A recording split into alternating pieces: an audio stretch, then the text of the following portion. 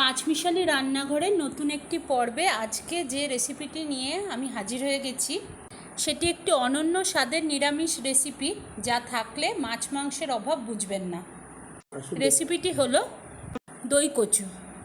আসুন দেখে নেওয়া যাক রেসিপিটি আমি কিভাবে বানাই। তবে যদি আপনারা আমার চ্যানেলে নতুন ভিউয়ার্স হয়ে থাকেন তাহলে প্লিজ রেসিপিটি দেখার পর আমার চ্যানেলটিকে সাবস্ক্রাইব করবেন। যদি ভালো লাগে, কেমন লাগলো আমাকে কমেন্টসে জানাবেন, আর ভালো লাগলে প্লিজ একটা লাইক দিয়ে দেবেন, তাতে আমি নতুন ভিডিও বানানোর উৎসাহ পাবো। আজকে রেসিপিটা বানানোর জন্য বন্ধুরা আমি এখানে 400 গ্রাম পরিমাণ গাটি কচু নিয়ে নিয়েছি। একটু বড় সাইজের কচু নিয়েছি। দেখুন, এগুলোকে এরকম আধখানা করে খোসা ছাড়িয়ে এরকম আধখানা করে কেটে নিয়েছি লম্বার দিকে। পরিষ্কার করে ধুয়ে রেখেছি। কচুতে প্রচুর কাদা লেগে থাকে, সেখানে পরিষ্কার করে ধুয়ে নেবেন। আমি গ্যাসে কড়াই বসিয়ে দিয়েছি। দেখুন, কড়াইয়ের মধ্যে দিয়ে দিয়েছি এই যে 3 থেকে 3.5 টেবিল স্পুন মতো সর্ষের তেল। আমি কচুকে কিন্তু সেদ্ধ করব না, ডাইরেক্ট ভাজবো। তেল গরম হয়ে গেছে, তেলের মধ্যে দিয়ে দিচ্ছি 1/4 টিস্পুন মতো হলুদ গুঁড়ো। তেলের মধ্যে মিশিয়ে নিলাম। এবার আমি এতে দিয়ে দিচ্ছি কচুগুলো। কচুটাকে তেলের সাথে ভালোভাবে মিশিয়ে নিলাম। তেলের মধ্যে হলুদ দিলে পুরো কচুটাতে খুব তাড়াতাড়ি হলুদটা লেগে যায়। দিয়ে দিচ্ছি স্বাদ মতো লবণ। এর ফলে ভাজতে ভাজতে কচুর ভেতরে লবণটা ঢুকে থাকবে। এবার আমি ঢাকা দিয়ে দিয়ে ভেজে নেবো লাল করে। এর ফলে কচু সিদ্ধ হয়ে যাবে। এতে যদি আমি সিদ্ধ করে কচু নিই তাহলে কিন্তু একটা হরহরে ভাব হয়, পিছল ভাব হয়ে যায় কচুতে, অতটা ভালো লাগবে না খেতে। কচুকে সবসময় ভেজে নিতে হবে। দেখুন বন্ধুরা, আমি এখন গ্যাসের আঁচকে সিমে করে দিয়েছি।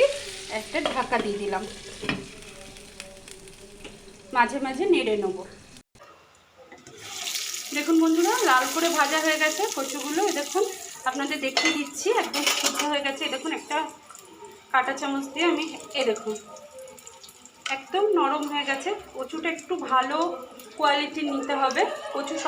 কচু সবসময় সাদা দেখে কিনবেন, আর শুকনো জায়গার কচু কিনবেন। যদি ভিজে জায়গার কচু হয় কালচে, তাহলে কিন্তু সেদ্ধ হতে দেরি হয়। দেখুন, এবার আমি কচুগুলোকে একটা জায়গায় তুলে নিচ্ছি। কচুটা তুলে নিয়েছি। দেখুন,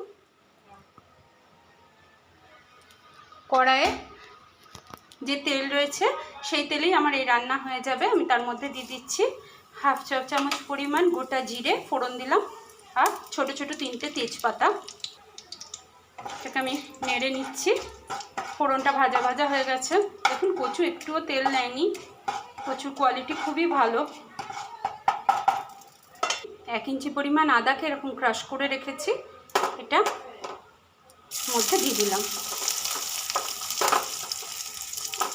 আদাটাকে একটু নেড়ে চেড়ে কাঁচা গন্ধটা কাটিয়ে নেব। 1 মিনিট মতো নাড়লেই আদার কাঁচা গন্ধ চলে যাবে।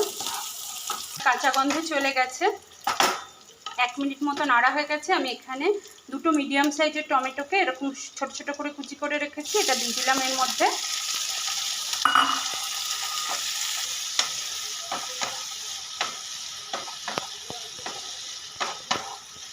এটাকে আমি ঢাকা দিয়ে দিয়ে টমেটোটাকে একদম নরম করে নেব, মানে ঢাকা দিয়ে দিলাম। এই সময় গ্যাসের ফ্লেমটা একদম মিডিয়াম লোয়ে রেখে দেবো। টমেটো যতক্ষণ পুরোপুরি সিদ্ধ হয়ে যাচ্ছে, আমি ততক্ষণ পর্যন্ত একটা মশলা রেডি করে নেবো। আমি নিয়ে নিয়েছি দেখুন 150 গ্রাম পরিমাণ টক দই। আমি প্যাকেট দইটা নিয়েছি। এর সাথে আমি কিছু গুঁড়ো মশলা অ্যাড করবো। এই দেখুন, এখানে 1/2 চা চামচ পরিমাণ হলুদ গুঁড়ো, 1/2 চা চামচ পরিমাণ জিরে গুঁড়ো, 1/2 চা চামচ পরিমাণ ধনে গুঁড়ো, 1/2 চা চামচ পরিমাণ এটা লাল লঙ্কা গুঁড়ো, আর 1/2 চা চামচ পরিমাণ কাশ্মীরি লাল লঙ্কা গুঁড়ো। এটা কালারের জন্য শুধু দিয়েছি, যেহেতু আমরা লঙ্কা কম খাই আর ঝাল কম খাই। আর মাঝখানের এটা হচ্ছে কিচেন কিং মশলা, এটাও 1/2 চা চামচ পরিমাণ। এই পুরো জিনিসটাকে আমি দইয়ের সাথে মিশিয়ে দিচ্ছি। এবার একটা কাঁটা চামচ দিয়ে আমি এটাকে পুরোটা ভালো করে মিশিয়ে নিচ্ছি।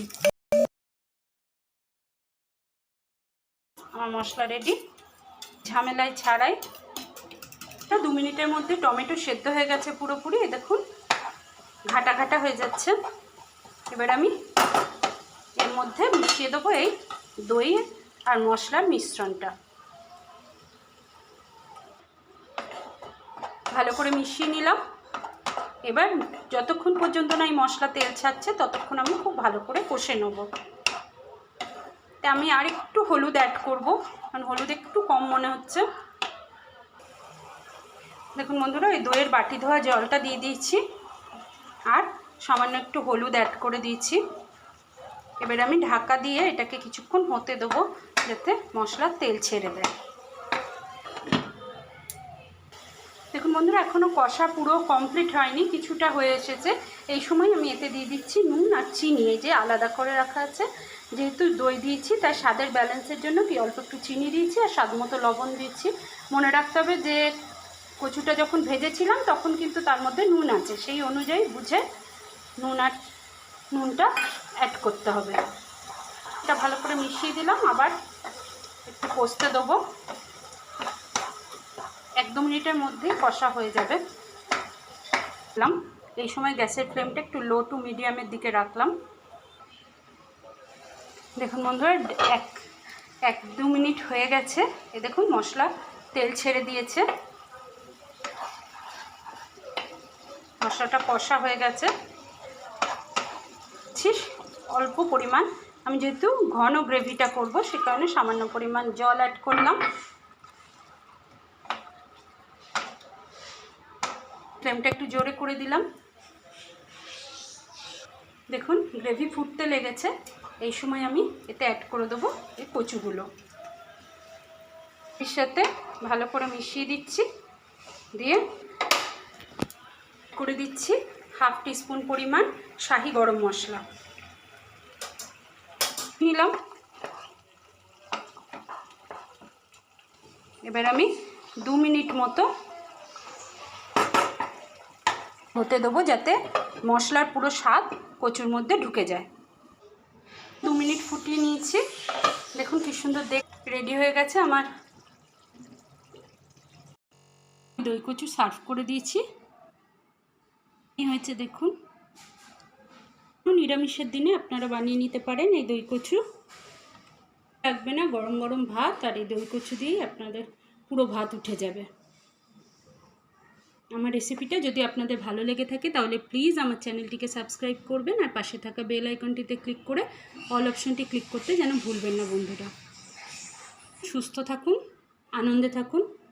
দেখা হবে আবার পরের এপিসোডে নিয়ে।